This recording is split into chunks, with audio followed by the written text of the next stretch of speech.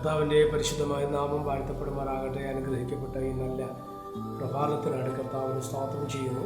ഈ പ്രഭാത സന്ദേശം കേൾക്കുന്ന നല്ല പ്രിയപ്പെട്ടവർക്ക് വീണ്ടും വരുന്നവനായ ക്രിസ്തീശുവിൻ്റെ നാമത്തിൽ എൻ്റെ പ്രഭാത വന്ദനങ്ങളെ ഈ നിമിഷം ഓർപ്പിക്കുകയാണ്. പ്രാർത്ഥനയോടും ദൈവാശ്രയത്തോടും കൂടെ ഈ സന്ദേശത്തിലേക്ക് നിങ്ങളുടെ ശ്രദ്ധയെ തിരിക്കുന്നു.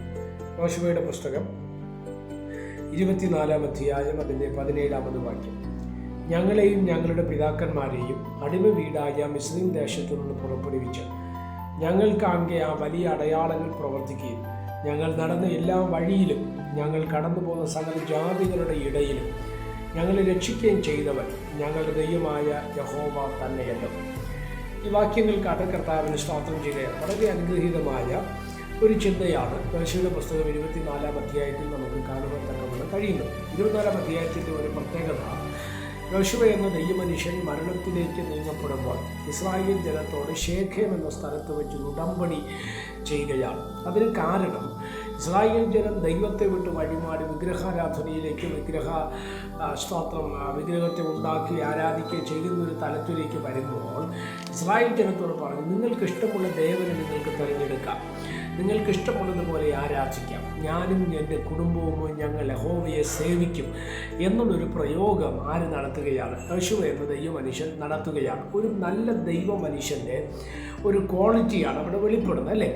ശ്രദ്ധിക്കുക, എങ്ങനെയും പോകട്ടെ, എങ്ങനെയും ആകട്ടെ പ്രൈസത് എന്നുള്ളൊരു ചിന്തയല്ല. നിങ്ങൾക്ക് ഇഷ്ടമുള്ളത് ചെയ്യാം, പക്ഷേ എനിക്കും എൻ്റെ കുടുംബത്തിനും ഒരിക്കലും ദൈവത്തെ വിട്ട് മാറാൻ കഴിയത്തില്ല എന്നുള്ള ഒരു തലത്തിലേക്ക് യോശുവ എന്ന ദൈവഭക്തൻ വരുന്നു എന്നുള്ളത് നിശ്ചയമായിട്ടും ആത്മീക പൂർണ്ണതയെ കാണിക്കുന്നതാണ്.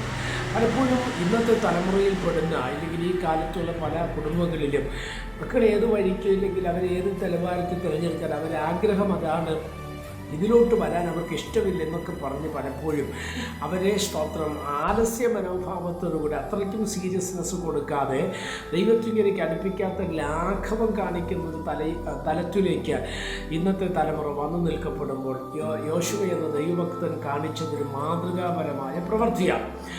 ഇസ്രായേൽ ജനത്തോടത് പറയുമ്പോൾ ഇസ്രായേൽ ജനം തിരിച്ചു പറയുന്ന വാചകമാണ് നമ്മൾ വായിച്ചത്. അതിന് ജനം ഉത്തരം പറഞ്ഞത് 16-ാം വാക്യം. അതിന് ജനം ഉത്തരം പറഞ്ഞത്, യഹോവയെ ഉപേക്ഷിച്ച് അന്യ ദൈവങ്ങളെ സേവിക്കുവാൻ ഞങ്ങൾക്ക് സംഗതി വരുത്തരുത് എന്ന് പറഞ്ഞിട്ടാണ് ഈ 17-ാം വാക്യം. ഞങ്ങളെയും ഞങ്ങളുടെ പിതാക്കന്മാരെയും അടിമ വീടായ മിസ്രയീം ദേശത്ത് നിന്ന് പുറപ്പെടുവിച്ചു. അപ്പോൾ ദൈവം ആര്? ദൈവത്തെ വിട്ട് ഞങ്ങൾ മാറത്തില്ല എന്നതിനവർ പറയുന്ന ഒന്നാമത്തെ വിഷയം. ഒന്ന്, മിസ്രയീമിൻ്റെ അടിമുഖത്തെ തകർത്ത് ഞങ്ങളെ വിടുവിച്ചവനാണ് ഞങ്ങളുടെ ദൈവം. അടുത്ത, ഞങ്ങൾക്കാകെ ആ അടയാളങ്ങൾ പ്രവർത്തിച്ച ദൈവം. അടുത്ത്, ഞങ്ങൾ നടന്ന എല്ലാ വഴിയിലും ഞങ്ങൾ കടന്നു പോകുന്ന സകല ജാതികളുടെ ഇടയിലും ഞങ്ങളെ രക്ഷിക്കുകയും ചെയ്തവൻ ഞങ്ങളുടെ ദൈവമായ യഹോവ തന്നെയല്ലോ. ഇസ്രായേൽ ജനം പറയുകയും ഒരിക്കലും അങ്ങ് പറയുന്നത് പോലെ ഞങ്ങൾ ദൈവത്തെ വിട്ട് മാറത്തില്ല, മിസ്രയീമിൻ്റെ അടിമമുഖത്തിൽ നിന്ന് വിടുവിച്ചവനാണ് ഞങ്ങളുടെ ദൈവം.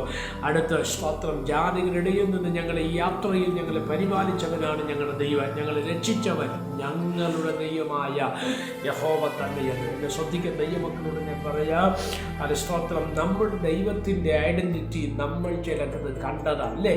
അവനൊക്കെ പറയുന്നൊരു വാചകമുണ്ട്, അത് സ്തോത്രം, യേശു എന്ന നാമം ഞങ്ങൾ വെറുതെ മനസ്സിലാക്കിയതല്ല, പകരം ഞങ്ങൾ കണ്ടതാണ്, ഞങ്ങൾ കേട്ടതാണ്, ഞങ്ങളുടെ കൈ അത് തൊട്ട് അറിഞ്ഞതാണ് എന്ന് പറയുന്ന പ്രയോഗം പോലെ ഇസ്രായേൽ ജനം പറയുകയാണ്, ഞങ്ങളിത് നേരിട്ട് മനസ്സിലാക്കിയതാണ്, അതുകൊണ്ട് ഈ ദൈവത്തെ വിട്ട് ഞങ്ങൾ എന്ത് ചെയ്യത്തില്ല, മാറുകയില്ല. എന്നെ ശ്രദ്ധിക്കുന്ന ദൈവമക്കളോട് ഞാൻ പറയാം, നേരിട്ട് ദൈവത്തെ മനസ്സിലാകത്തക്ക രീതിയിലുള്ള തരത്തിൽ ദൈവത്തിൻ്റെ ഇടപെടലുകളെ വെളിപ്പെടുത്താൻ കഴിയുന്നൊരു ദൈവമുണ്ടെങ്കിൽ അത് നമ്മൾ സേവിക്കുന്ന ജീവനുള്ള ദൈവമായ യഹോവയാണ്, അല്ലെങ്കിൽ നമ്മുടെ കർത്താവായ യേശു ക്രിസ്തുവാണ്. അത് നമ്മൾ കണ്ടറിഞ്ഞതാണ്, നമ്മൾ അനുഭവിച്ചറിഞ്ഞതാണ്, നമ്മൾ സ്തോത്രം നമ്മുടെ ബുദ്ധിയിൽ നമ്മൾ തിരിച്ചറിഞ്ഞതാണ്. ആ ദൈവത്തെ വിട്ടുമാറാതെ ഈ ദൈവത്തെ നമ്മുടെ ആയുസ്സുള്ള കാലത്തോടെ ദൈവത്തെ സേവിപ്പാൻ കർത്താവിൻ്റെ ആത്മാവ് നമ്മെ സഹായിക്കട്ടെ. പ്രാർത്ഥിക്കാം. പരിശുദ്ധനായ ദൈവമേ, സ്വർഗീയ നല്ല പിതാവ്, സന്ദേശത്തിനായിട്ട് നന്ദിയോടെ കർത്താവിന് സ്തോത്രം ചെയ്യുന്ന ഈ സന്ദേശം കേൾക്കുന്ന എല്ലാ പ്രിയപ്പെട്ടവരെയും തൃക്കരങ്ങൾ തരികയാണ്. സന്ദേശം അനേകർക്ക് അനുഗ്രഹവും ആശ്വാസവുമായി മാറുവാൻ സ്വർഗമിടവരുത്തും. എല്ലാ മഹത്വവും കർത്താവ് യേശു ക്രിസ്തുവിൻ നാമത്തിൽ തന്നെ. ആമേൻ. എല്ലാവരെയും ദൈവം അനുഗ്രഹിക്കട്ടെ. God bless you.